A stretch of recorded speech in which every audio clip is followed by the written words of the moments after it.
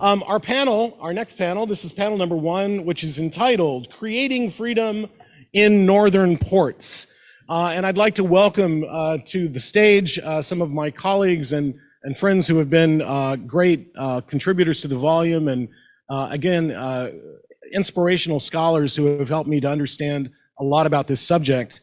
The panel commentator and who will be speaking after the scholars who contributed to the book is Skip Finley in the center. Skip Finley is an award-winning author, historian, and speaker based on Martha's Vineyard. One of his primary research interests is the role and experiences of people of color, that would include African Americans, Native Americans, and others, in the whaling industry during the age of sail. He's the author of Whaling Captains of Color, America's First Meritocracy, published by the Naval Institute Press in 2020. And I would like to mention that Skip is going to be leaving us early today because he is joining the board of Mystic Seaport Museum, and we're very excited to have him be on the board of that great institution. Also joining us from Mystic Seaport Museum is Elysa Engleman. Dr. Engleman is a colleague of mine from Boston University Grad School. We've known each other a number of years, but she's the director of exhibits for the Mystic Seaport Museum, as well as a collaborating lecturer for the Williams Mystic Maritime Studies program, and an adjunct professor at the University of Connecticut. She contributed chapter 7 to the Sailing to Freedom book, which is entitled Abolitionists and Seaboard Fugitives in Coastal Eastern Connecticut, Escaping Slavery in New London, Mystic, and Stonington. So welcome to Elysa. And rounding out the trio is Dr. Lynn Travers, who is a colleague at the University of Massachusetts-Dartmouth. He's professor emeritus in colonial and early American history at UMass-Dartmouth. He was the project director of Inhabitants and Estates of the Town of Boston, 1630 to 1800, published by the New England Historical and Genealogical Society and the Massachusetts Historical Society in 2001.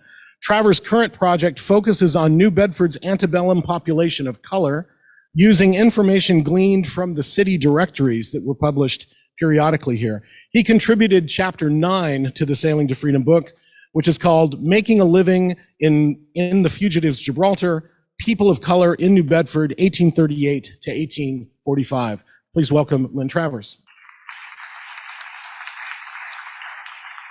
And we'll proceed to the next slide, which is Elysa Engleman will start us off.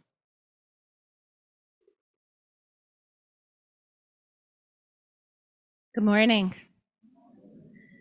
I'm very pleased to be here with all of you today as we gather and share our research about the Maritime Underground Railroad. And I want to start with my thanks to Lee Blake and to Tim Walker for organizing this conference, to the New Bedford Whaling Museum for hosting it, and for the related exhibit, which is wonderful. Definitely take a look during lunch. And I especially want to thank Tim Walker for inviting me to contribute to this volume. I don't often get asked for scholarly contributions anymore, so it was a real pleasure. This morning, I want to share with you the fragments of a single maritime escape that happened in 1858, involving a man who fled enslavement in North Carolina on a lumber schooner that was bound for a shipbuilding town in southeastern Connecticut. It's a story that came to light during a research project that I inherited from a generation of curators and researchers at Mystic Seaport Museum, where I work. The story revolved there around a local shipbuilding family, their abolitionist work, and whether they had any links to the Underground Railroad. And as you'll see, it soon led to a very different kind of story. Thanks to planning grants from the NEH and Connecticut Humanities, we were able to track down some answers and many more questions.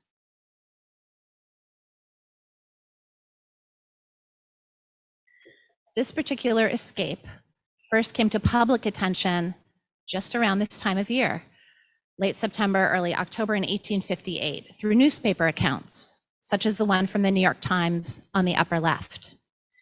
And this told a very seemingly straightforward tale of an escape. A fugitive slave discovered aboard a vessel by the ship's captain, who pulls into port to report the fugitive to the nearest federal officials at the US Customs House in New London, Connecticut. When he returns to the ship with the officials, they discover the stowaway is gone.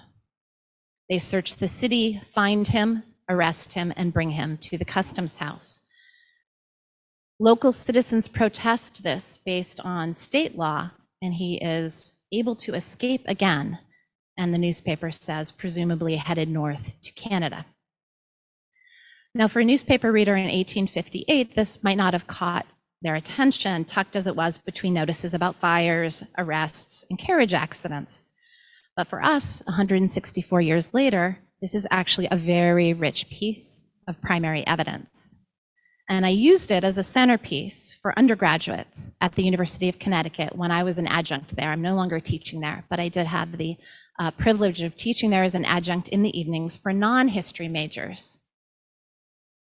We used this for the historian as detective class to explore not only the maritime aspects of the Underground Railroad, but also the process of doing historical research. And along the way, we encountered some surprises, many gaps, and more questions than answers. For example, when we read this New York Times account in class, we first circled and then listed the proper nouns, the dates, the places, the titles, the names that appeared. We also listed as a group the terms or phrases that were unfamiliar to us as 21st century readers. And we brainstormed the questions that first sprang to our minds. Then we notice and discuss whose names are included in the story and whose are not. The federal official, Collector Mather, and the local physician, Dr. Miner, are both named, but neither the vessel nor its captain are. And the person at the center, the fugitive, is called Joe, while somehow conveying that that's probably not his real name. So we think about some reasons why that might be, and how we might be able to find those names in other records. So the students and I went out to find other newspaper accounts, other sources, and we were able to track down many of those names, mostly in other newspaper articles about the incident, such as the one published 4 months later in the Hartford Courant. And as you can see here in the lower right, this tells the readers that the ship's captain was named Captain Potter, that the ship was named the Elysa, and that the captain had paid a penalty to the fugitive's enslaver in Wilmington, North Carolina, in order to be able to return there with his vessel and continue trading. It also seems to confirm that the fugitive has made his way to Canada. So it would seem like this is the end of the story. Assignment completed. And yet, as we looked together at all the different newspaper accounts that we could find that mentioned this story, there were many, many details that did not align, in fact, that contradicted each other. For example, the name of the fugitive in some articles is given as Joe, like in the New York Times. In other places, he's listed as Benjamin Tebow or Benjamin Jones. I like to use Benjamin Jones. I choose to use Benjamin Jones because it's the name that appeared several times. And I think that the moniker Jones is such a clear, like Smith, kind of way that could be used to protect identity as well as to reveal it. The articles also disagree about what he carried with him as nourishment when he stowed away on board this vessel. Was it ham? Was it crackers or cheese? And just in those minor details about food, the students often come to really think about what that physical experience was like to be on board this vessel, to carry with you what you thought you might need in order to stay alive during that passage.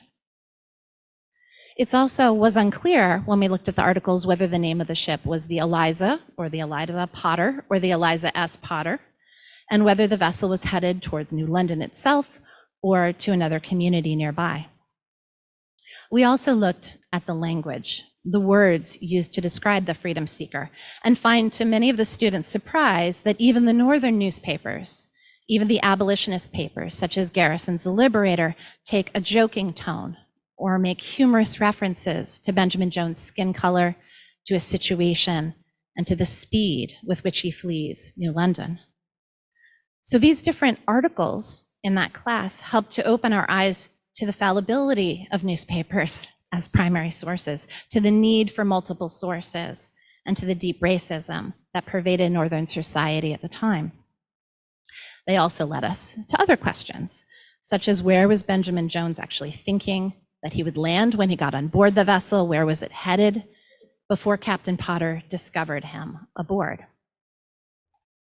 Now, the New York Times account says that the vessel was headed for New London, which was a bustling, multiracial whaling and sealing port, but it was also the county seat for New London County around it in southeastern Connecticut.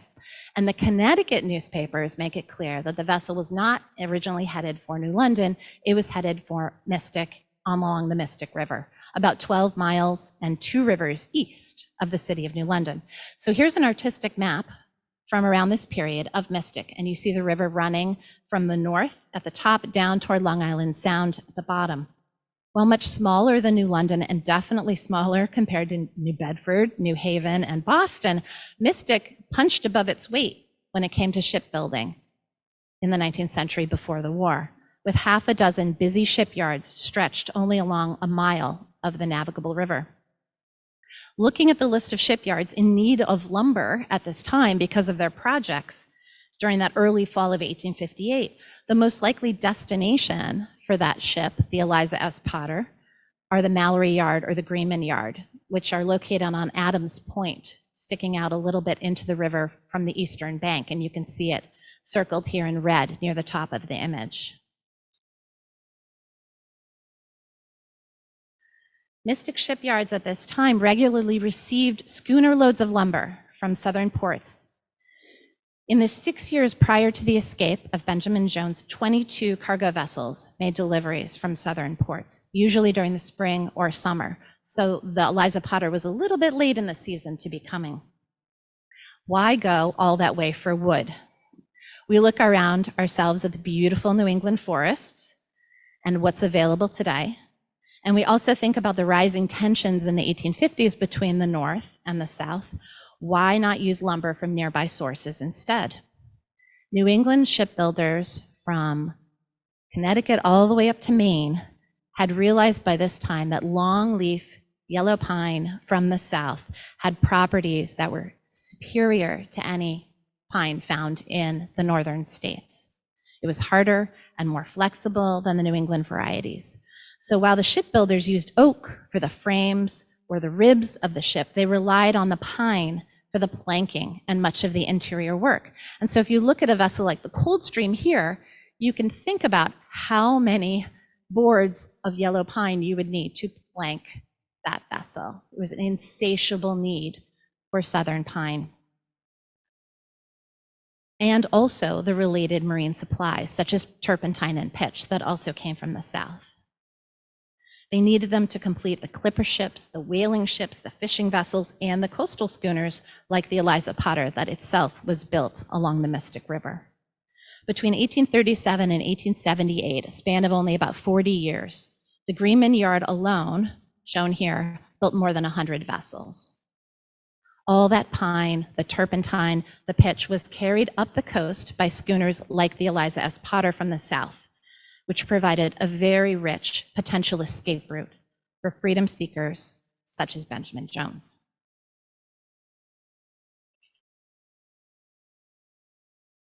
So what would Benjamin Jones have seen if he hadn't been discovered, but if he had in fact made it to the eastern banks upriver where the Mallory and the Greenman shipyards were located? Here's a photo from later in the century, but the buildings were in existence when he was on his passage north. Ship owners and shipyard workers alike lived along the eastern shore of the river, slightly above a very marshy strip between them and the shipyard. This is the view that he would have had when those lumber schooners landed. The front of the buildings are along the main road, but their backs are to the river where the photographer stands. And these were part of a tight area, a neighborhood known as Greenmanville at the time, still in the town of Mystic, but very distinct as well because it was a Seventh-day Baptist community. And mention of the spiritual impulse that drove many of the white abolitionists was definitely in play here. Everyone in this community worked on Sunday. and had Saturday to go to church or to use as they will. So they were already a little bit separate from their other Baptist or Methodist neighbors elsewhere in town. When I've looked at this photo with students and interns, they notice all the outbuildings, and they often wonder whether those were able to provide shelter to fugitives, either here or in other similar small river communities. So the ships are not landing at big wharves and docks like in New Bedford. They're coming right up close to the shore, very close to where people lived. And this might be the source of a lot of those myths and rumors about fugitives hiding, because there were so many outbuildings. For our purposes, I want to focus on the building on the left of this photo. I want to show you a different view. The front of the house as it looks now. It's a green house and it belonged to the Engleman family. I don't remember if anybody deliberately chose that color because of the pun, but I think it was based on historical research. So maybe the family itself liked that. And here you see the portraits of the original owners, George and Abigail Engleman, who built the house in 1839, and their descendants lived in it until the early 1970s. Now, Benjamin Jones and the Englemans were fated to never meet, even if they had intended to. But if he had made it to Englemanville, it's quite likely that he would have been welcomed by the Engleman family. And we know this from the documentation of their activities and their abolitionist leanings. They publicly defended John Brown during a 4th of July debate in town. They donated money to anti-slavery organizations and also to the Canadian Fugitive Mission. They hosted Lucy Stone and William Wells Brown and other anti-slavery speakers who came through Mystic by train to speak at local churches and public halls. And their work was written up several times in the Liberator and in the national newspaper for the Seventh-day Baptist Church, along with the leadership of their Englemanville minister, Reverend Griswold.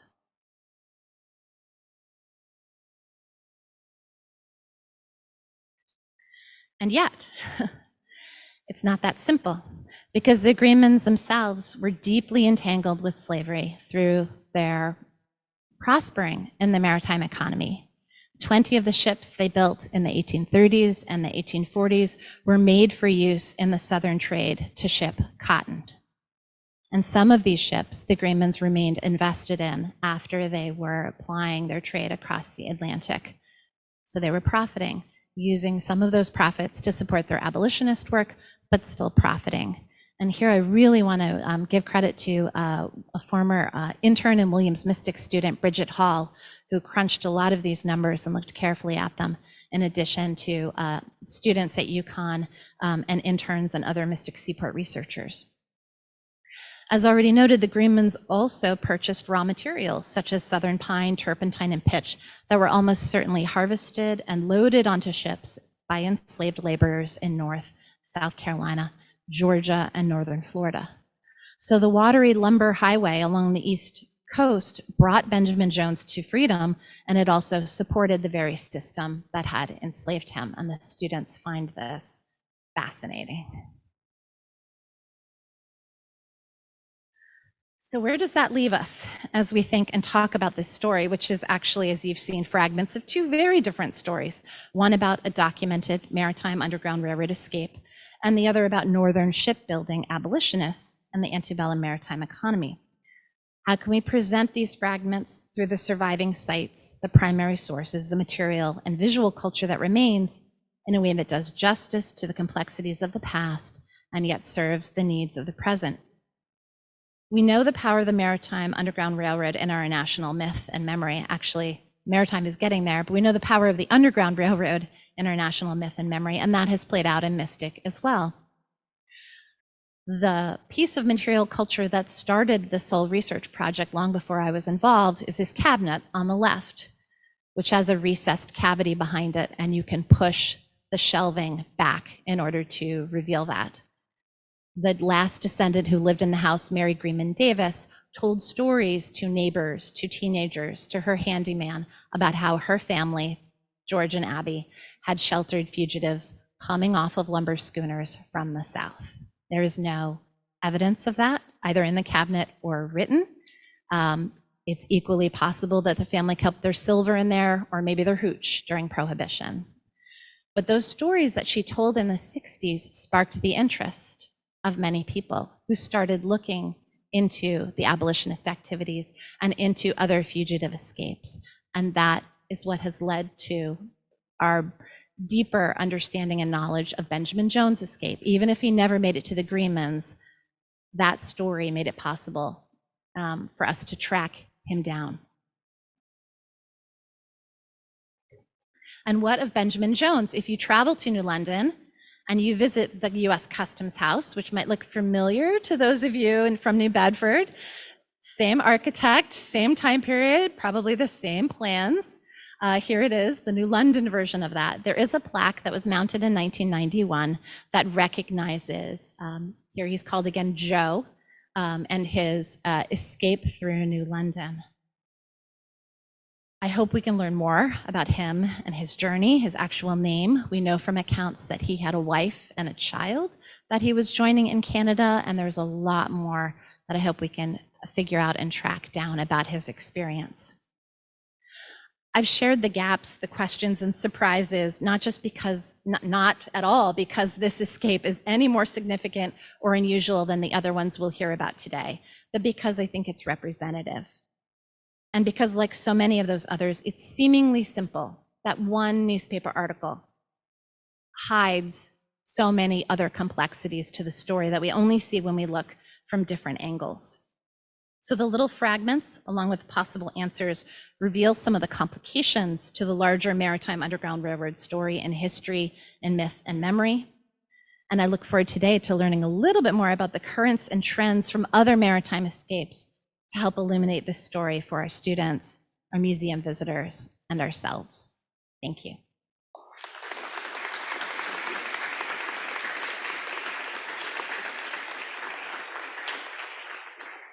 Okay, or I could just use my lecture voice, but either way, you know, the chapter I contributed to Tim's book began life as a student assignment. I was teaching a course on maritime history, and we were reading Jeff Bolster's book, Blackjacks, which has been referred to here. And I thought that we had an excellent opportunity to test some of his contentions against New Bedford, a very well-known maritime center here. But also, it's not enough, it wasn't enough for New Bedford to be a safe place for fugitives to go in order to be the fugitives' Gibraltar. They also needed employment. They needed to have a living for themselves and a living for the families that they were trying to build, such as Frederick Douglass, who had just recently married when he got here. So what we wanted to do was to look into, if we could, this question of employment. New Bedford offered both security and employment, and one would naturally expect that people seeking employment in New Bedford, considering its one industry economy, would be engaged in maritime pursuits.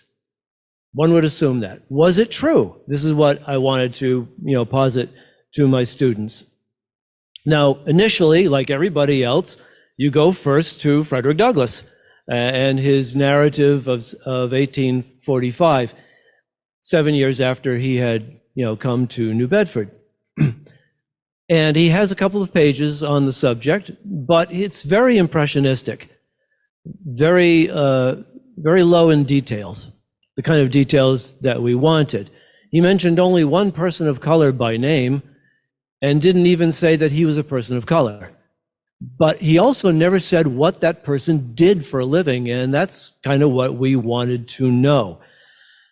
So we had to go elsewhere. Censuses? No. First of all, they're only every 10 years, and they don't give a lot of employment information either. So, from work that I had done in Boston before, I knew about these entities called the city directories. Here's one here, and this is New Bedford from in about 1834. You are here, okay? Johnny Cake Hill was not called that at the time. It was Bethel Street. And as you can see, it was not even a through street at the time. So anyway, the city directory is for those of us of a certain age, I will say it's the yellow pages of its time. Where one business finds another, or even where one individual finds another, because what these things are generated by local business interest groups, oftentimes, but they're meant to be able to connect people with certain skills or people seeking certain skills that come into town. So what these things contain usually is a person's name, their occupation, which is what we'd like, where they live, where their shop is if they live in a different place. And sometimes they're, whether or not they live in a house or whether they're boarding somewhere. Just the sort of information that one would like to have. Now, the first American one came out in 1796 in Boston. And that's how I came to know of it. Very useful stuff, had a good time with it, but what I hasten to point out that what these directories are not is a census in itself. That is to say, it does not contain the names and addresses of everybody in New Bedford. Just those who seem to have a job or a business, but their dependents, their people who might be living with them would not be included in this. So it's very heavily skewed towards adult males, as you might imagine.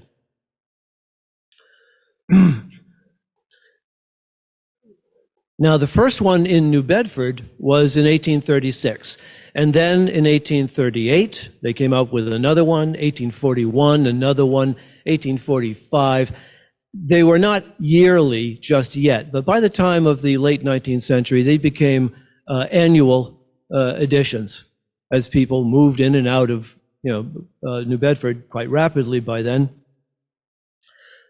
What this does, of course, is to allow us the opportunity to get an employment snapshot for each year in New Bedford. And in that way, of course, it's more useful than a census. But also, if you take into account not only the 1838 one with which I began, but also if you go onwards, you get to see trends of employment.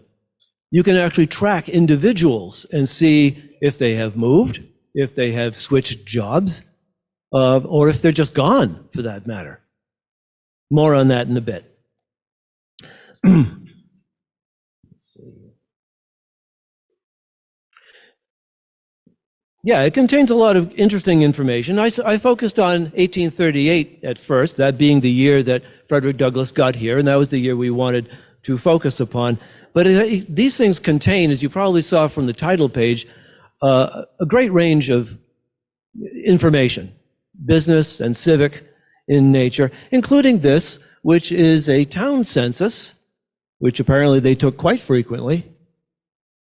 And it is it's broken down, as you can see, by wards in the city, by age groups, male and female, and by color.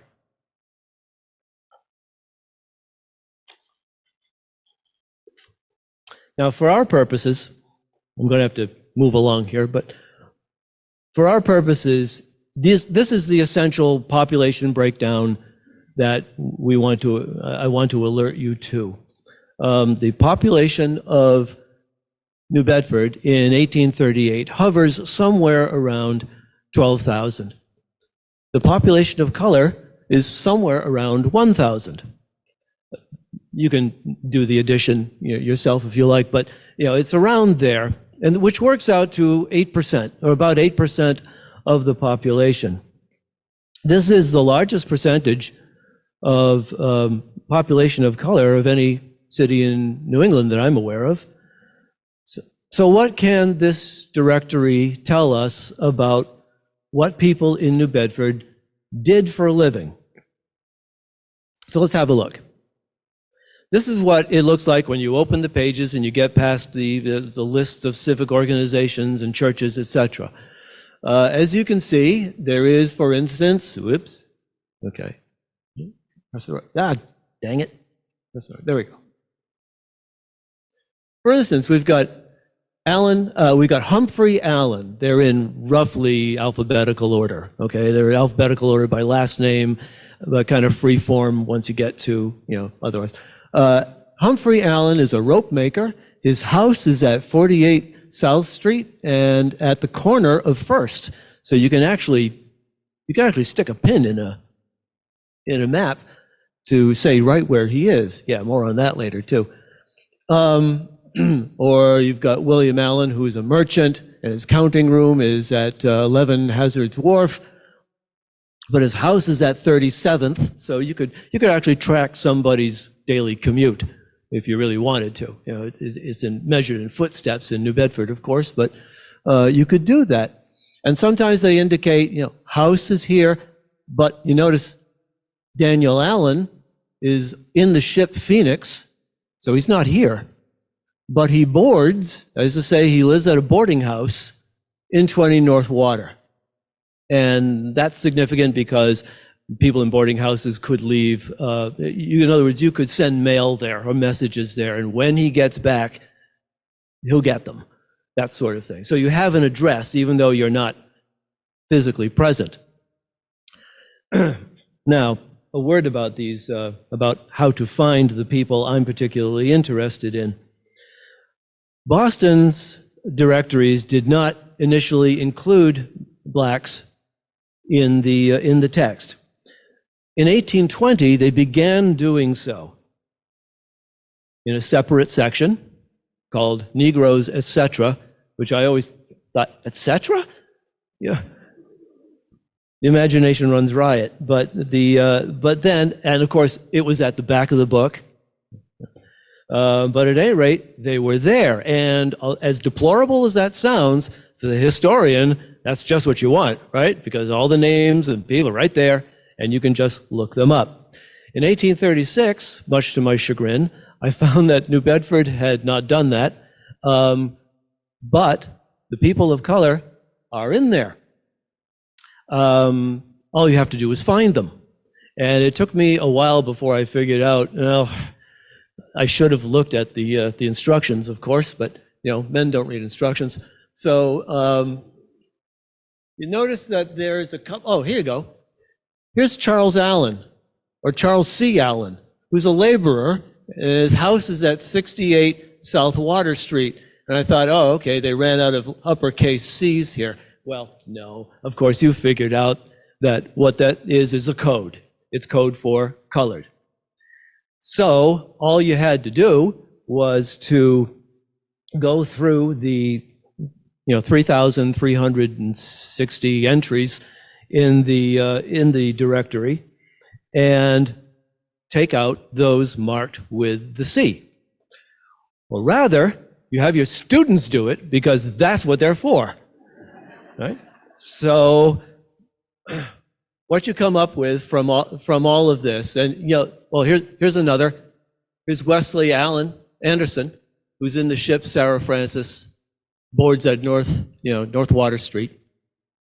But when you do that, once you put that all together, and by the way, if any of you are teachers or potential teachers, feel free to rip this off. But by all means, it makes a great class project and teaches them something about how history is done. Sometimes it starts with counting noses. And that's what we're doing here. And this is what we come up with. If your students have double-checked their work and done it right, you end up with a total of 252. But breaking them down by occupation, you see that I've put those that are clearly maritime in nature, I've put them towards the top of the list here. 10 were listed at sea, and you must suppress the student's desire to interpret that as sailors. They'll say, oh, well, there are 10 sailors. I said, no, that's not what it says. It says they're at sea. How do you know that they're sailors? Maybe they're passengers. Maybe they're cooks. You don't know that. So, in other words, don't let them interpret too much. Make them, stay with the document. 93 were in one of those vessels, like the Sarah Francis that you saw before. 93 of them were in that capacity. And then there were 37 mariner. And they'll say, well, isn't that the same as a sailor? Well, no, yes and no. Because one of the definitions of mariner indicates that we're talking about an experienced seaman, someone who knows how to hand reef and steer, do a little navigation. They could be local pilots. They could be running their own schooners or sloops in and out of New Bedford. Again, you don't know, but that's what it says. But these are clearly maritime-related jobs. But the list may not stop there. In other words, that's more than half. That's 55% of the total that we've got here of 252 people of color in the directory. So that's quite a number. So yes, Jeff Bolster's right. New Bedford, if anything, has a greater percentage of its people of color working in maritime trades. But it may not stop there, because the next largest group, as you see, are the laborers. And this is where Frederick Douglass fit in. He started work here in New Bedford as a laborer, doing, as he said, rolling casks and carrying things, sawing wood, carrying wood. A laborer could be doing any number of things, but as you saw in some of those earlier slides, those laborers also work on the docks, many of them. You could be digging a ditch one day on 6th Street, and you could be working on the docks the next. So if it involves the wharves, if it involves you going on board of a sloop and using block and tackle and brawn to take out these barrels and then roll them up the wharves and up the streets, isn't that maritime work? It's where the ship meets the shore, after all. And so if you're willing to stretch that, if you're willing to stretch your definition of maritime work to those workers, a good portion of those laborers may indeed be considered maritime workers. Frederick Douglass himself said that he rolled oil casks. No small thing when the oil casks are this big when they're lying on their side.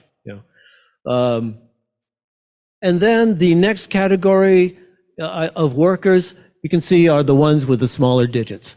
These would be trades such as tailor, shop. Didn't say what kind of shop. And so I just said, well, put down shop. Not given. And they said, some of them tried to say, well, that's unemployed. I said, no, it just says that it's not there. Could be an error, could be between jobs, could be they didn't know. So at any rate, not given. Washerwomen, widows. Why would widows be included in a list of employed people? How am I doing? Oh, I gotta wrap up. Possibly they are advertising that they have rooms to let. It's a way that widows commonly made ends meet, was by renting rooms. Well, anyway, there's the results here. Now, I said that you could also track trends. And what we wanted to know also was, did this trend continue? Did people of color continue in maritime trades? Well, yes, but to make a long story short here, this will all be in the book and on the exam. In 1841 and in 1845, when you look at those directories, you see a rather stark drop-off in the number of people of color, both in numbers and proportions, who take to maritime work. And I go over the reasons for that, in the book also, which I don't really have time to go into here, but we can talk about it later if you want to. I'm going to have to skip this. But remember, I also said that it told you where they lived. So if it was possible to put push pins in some of the places where these people lived, and we can extrapolate much of the rest, I came up with this map. And let me just explain that most, sorry. There are some large red squares here that indicate significant boarding houses. And that's where most of the maritime workers called home for obvious reasons. If you're going to be away for several years, you don't need a house. So what this map, maybe it surprised you too, but it surprised me because I was expecting to find a kind of ghettoization of the population of color. Didn't happen, doesn't happen to be. While there is some clustering, definitely, here, the area that's now the YMCA, and up here above County Street, you can see that there's actually quite a scatter. And by the way, those numbers refer to the number of people at that particular address. From north to south, which, you know, got students discussing how and where people live. Ultimately, I think, of course, prejudice and also preference, no doubt, played a part in where people lived. But as with the large number of white laborers and transients that New Bedford had, people lived where they could afford to, I think. So much of these neighbors, many of these folk lived in very mixed neighborhoods. And by the way, one of the other questions that comes up about this project is just how much do we trust these figures? After all, 252 is only 1/4 of the 1,000 people of color who are living in New Bedford. So one of my questions I like to ask them is, well, then how representative do you think this is? Are you willing to take this as a representative group? And a lot of pushback on that one. Most of them said, no, we don't like that. You know, there's still too many people uncounted. So, well, I agree, but, you know, let's take out, for instance, the large female population that is not represented in the directory, and the proportion now goes a bit higher, goes up more toward the third. So, you know, how big a sample do you need? In modern statistics, of course, you don't need samples anywhere near that large, and yet we accept them. So anyway, as I said, this makes kind of this can make a lively discussion among your students. So what this exercise told me, to sum up, was that while the African American community may have been built, as Jeff Bolster claims, initially through maritime pursuits, maritime employment, that declined quickly, at least in New Bedford, in the decades before the Civil War, for reasons I go into the book. Nevertheless, the ever-increasing number and proportion of the shore-bound workers put down more permanent roots, making New Bedford, as Tim has said, not merely a stop on the Underground Railroad, but a terminal point. Thank you.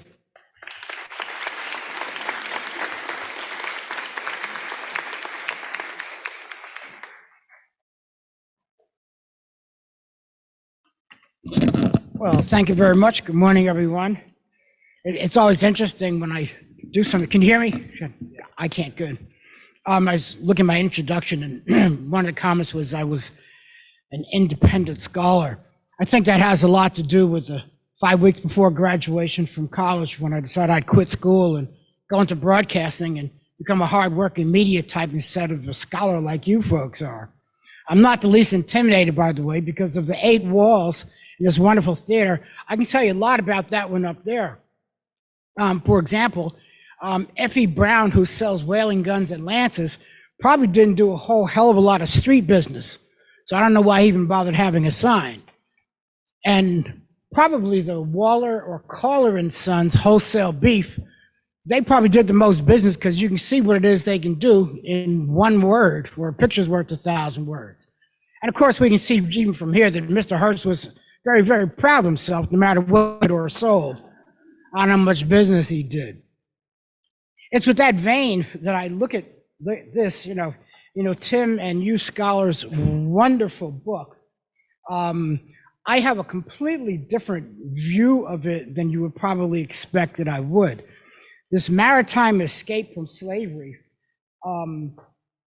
is not just what it sounds like and what it is, but it's a wonderful story at a time that people don't want to hear our stories. There's folks down there in Texas trying to ban, a bunch of books, most of which we know to be true. But the issue is, I don't know how proud I would have been to have been a slave. And had I been enslaved, I'd have been a lot more proud of being one who escaped. So all of a sudden, we have a path, we've got a conduit to telling some really good stories about those 399 persons, I think it was, Carl, who were brought here in 1619 against their will and grown like we were oranges. So the 3.9 million people were released at the end of the Civil War. Ostensibly released at the end of the Civil War, and that's presuming you believe it was 1865 and not 1928, like some of us do, the period of Reconstruction. In looking at all of that, wow, imagine if we could find out of those 300,000 people,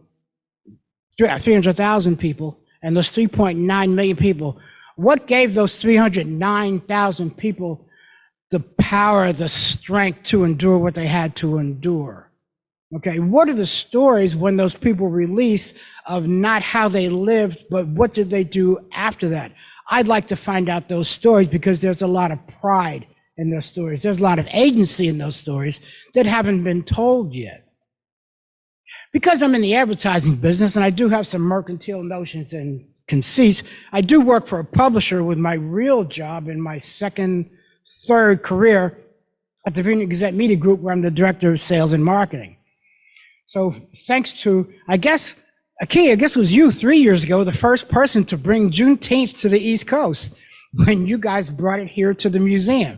I believe that's the first institution, if I'm not mistaken, correct me if I'm wrong, who actually used that expression. The following year, it was made into a national holiday, and last year became a holiday for the first time. So what we did on Martha's Vineyard, where I live, with our publishing company, is we came up with a Juneteenth weekend that Dr. LaRoche was good enough to come over and speak to us about. There's some samples of these out front if you want to pick one up and grab it. Because in there, what I want to share with you, as we talked about the maritime escape from slavery, Tim and you guys' book, I went back to find out, well, how does this relate to Martha's Vineyard? Well, as it turned out, we found about a dozen stories of slaves who escaped via Martha's Vineyard. Okay. Yes, there were a couple who were freed by a Native American woman named Beulah, who helped someone escape. So here are all these wonderful stories. Those are the stories I want to know more about. I want to hear more about, because I'm tired of hearing how hard it was being a slave. But I still know that story has to be told. So this year, when we again do Juneteenth as a mercantile holiday, now in Martha's Vineyard, on a resort island filled with white millionaires and me and my wife, according to some recent press anyway, where we live. We're going to do this again. And we're going to take a second look at some of these stories, because as it turns out, there's still more to come. Our library, we're blessed for a very small newspaper. We do have a research librarian who is spending a good deal of her time trying to bring forward our newspaper that's been published every Friday since 1846, and to Google it so we'll be able to search the entire thing. Right now, we can search the Vineyard Gazette to, I believe, the mid-1900s, so just type in a word and we can find that. She and I have been reading the Vineyard Gazette since 1846 on microfilm, and now we have it on PDF, and sometimes we get to Google that to find more of these stories. As luck would have it, many years ago, one of those stories was about a slave named John Thompson, who talks about his life and wrote a book about his escape from slavery and going into the whaling business to escape it. And he was led by a Martha's Vineyard whaling captain. So here's a great story, which will be the headline one, which is an article, if they'd like to use it, I'm writing for our Vineyard Gazette magazine publication next year about George Thompson, because it's just too perfect. Here we are, an island, the escape to slavery.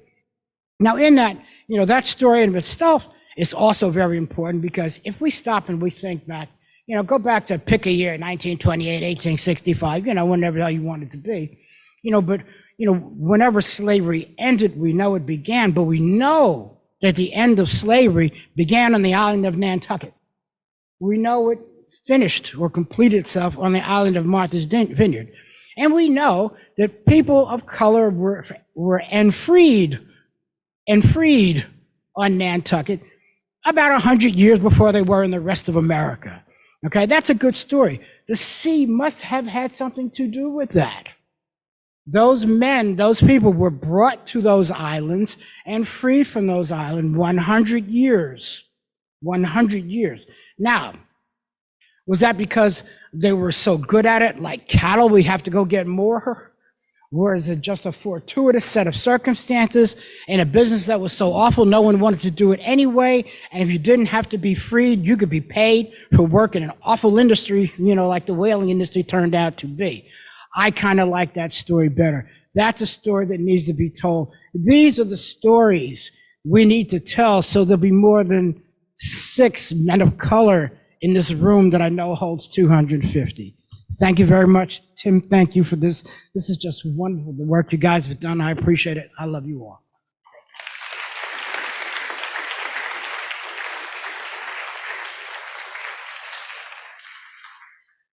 Okay, we have a few minutes before we break. If there are any questions that you would like to direct towards the panelists, we can do a quick, maybe 10 minutes worth of questions, and then we'll be done for the day, because I know we need to get skipped to Mystic.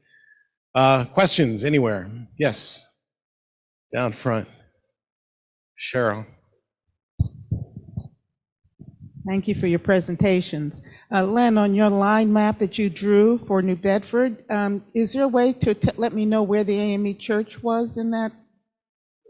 AME Church? I know there's an AME Church here. Do you know where that was on that line map?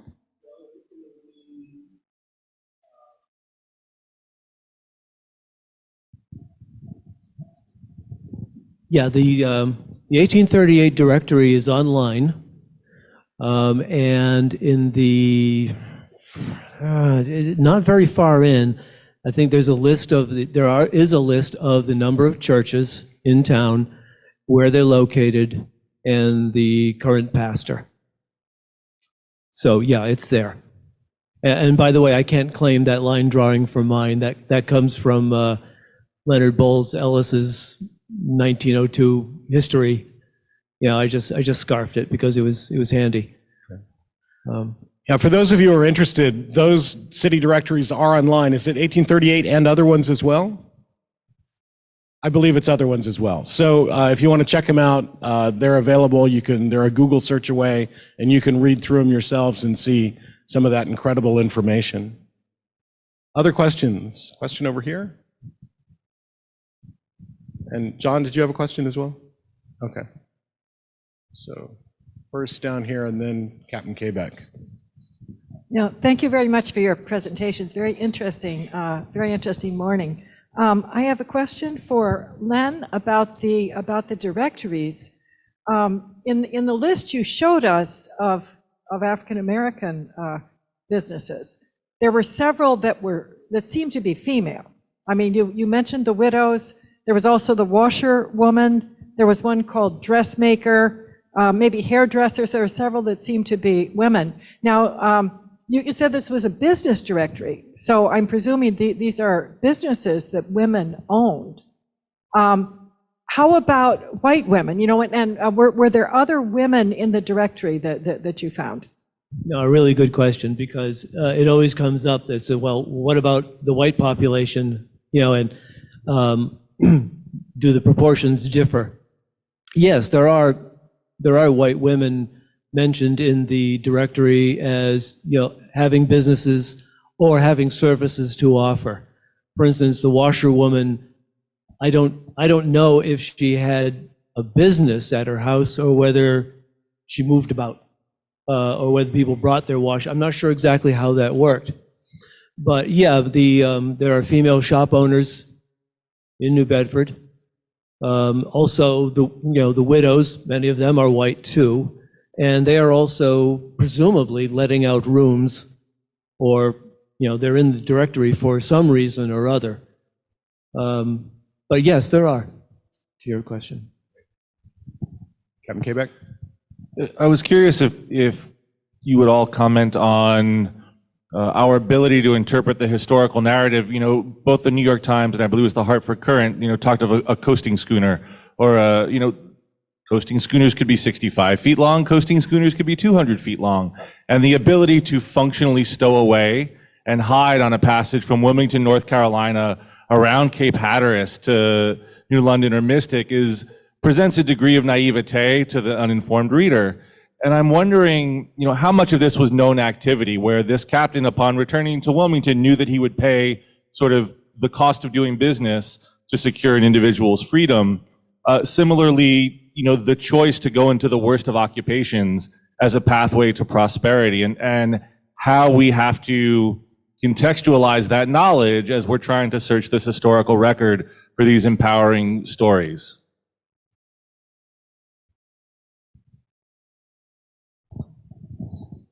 I'm not sure how I'd characterize that necessarily, but the one point of accepting a position in a less than wonderful occupation, there were no other alternatives for anyone, and probably before the early 1800s, many people chose to go whaling because there just wasn't anything else for them to do. A little bit differently, if you happen to be a black person in these times, you couldn't go to work for your cousin's farm or your uncle's hardware store because you didn't have that cousin or that uncle, much less that farm or that store.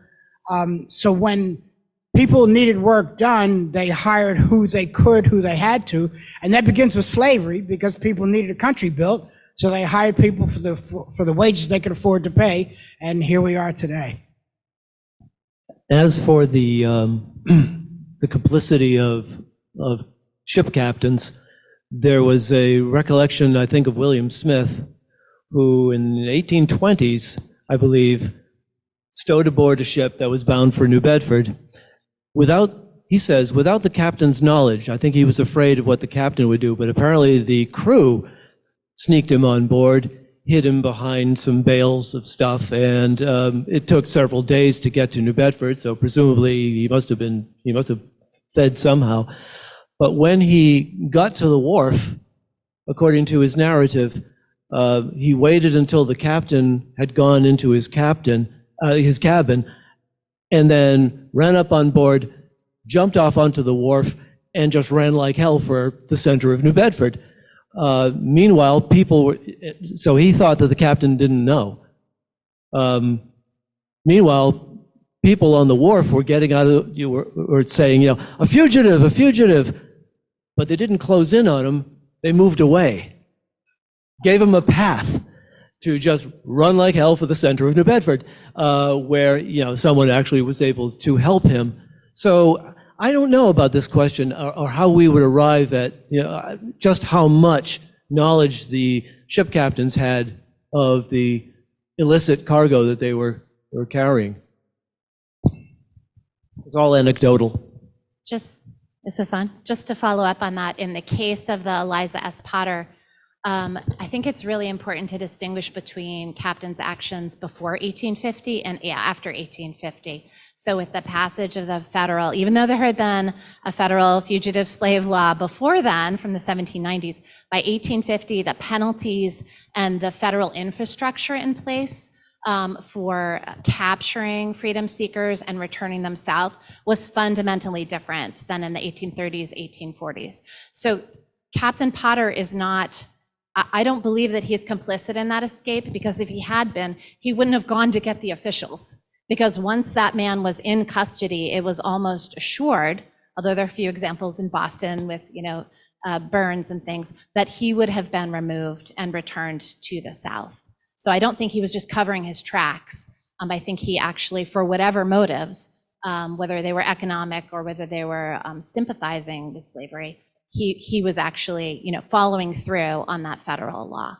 But there are many other examples of captains, of crew, who were assisting with that escape. And David Siselsky's work on this is so fundamental and helpful when you look at Wilmington and how difficult it was to get on board these schooners, especially after the port officials were searching, were fumigating to try to, bring the hidden people to the surface. I've been trying to find out who were the crew on board the Potter. Was there any Black crew members, or were there any white sympathizers who helped this man, Benjamin Jones, to stow away and then couldn't protect him when the captain discovered what was going on? So I didn't want to put Josephus Potter at the center of the story, but there's a lot more that I hope we can find out about him, as well as about the size of the Elysa Potter. It was only about a year old, and he was a new captain as well.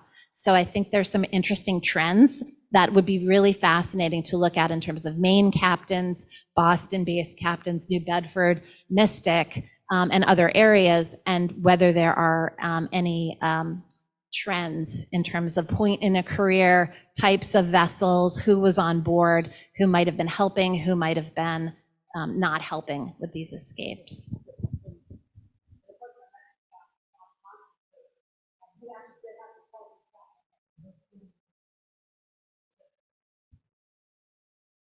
Tim, I just wanted. I'd like to say too, we're going to hear quite a lot more about this dynamic, particularly in the course of the afternoon, and several of our other speakers later today are particularly well placed to talk about that. But from the point of view of the owner class in the South, they were perfectly aware that there was complicity among some of the crews and captains, and they were terrified that particularly African-American free Black sailors were enticing. They were worried that they were enticing enslaved people to run away, and that's one of the reasons they created laws about to control free Black sailors in southern ports. And one of our speakers, Michael Schopner, might mention that when you speak. Is there one other question? Not a question. I just wanted to make a comment, Tim. Oh yeah, sure. That, as a descendant of a freedom seeker, we should not forget that there were many freedom seekers who did not tell their story. Right. I know in my own family, when I asked my grandmother to tell me the story, she said her own grandmother and her grandfather would not tell the story because it was too painful. So therefore, we don't get some of these stories being passed from one generation to the next. Yeah. So we're losing a lot of information because they felt to be safe, they could not even share it with their own family. Thank you, Carl. We That's a shouldn't great forget point. that. No, that's a really good point.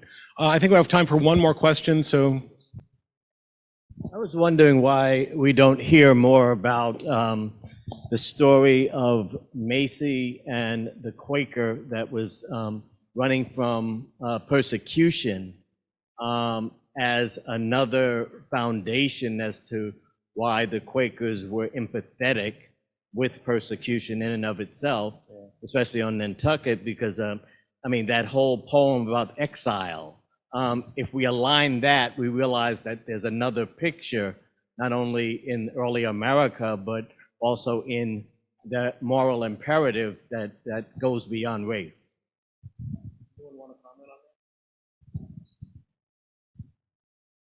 Right. Remember, when the Quakers got to Nantucket, they had been freed from their own slavery. They got to start from scratch.